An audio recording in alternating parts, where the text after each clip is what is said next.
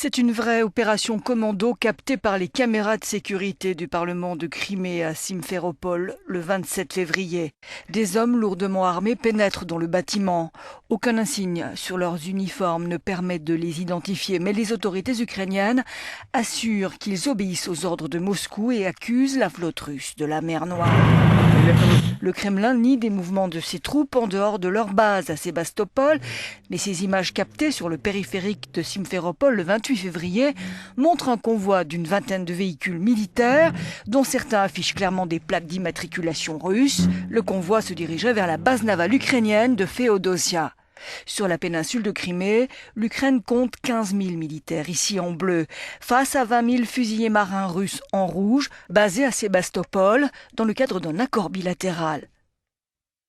Le 28 février, Kiev accuse Moscou d'invasion armée et d'occupation après la prise de contrôle par des hommes armés toujours non identifiés de l'aéroport de Belbek près de Sébastopol et de l'aéroport international de la capitale de la Crimée, à Simferopol.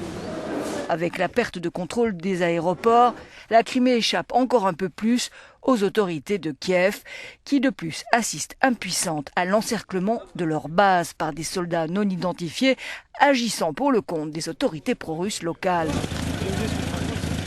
Les soldats ukrainiens sont assiégés dans leurs casernes à Sébastopol, Balaklava, Perevolnoye, Féodosia et Kerch.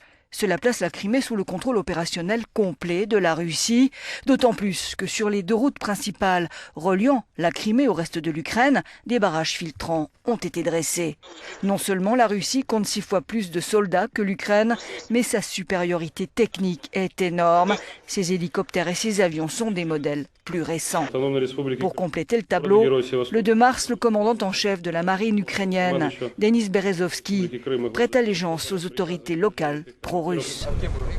Sur l'échiquier qu'est devenue la Crimée, l'armée ukrainienne est clairement en position défensive.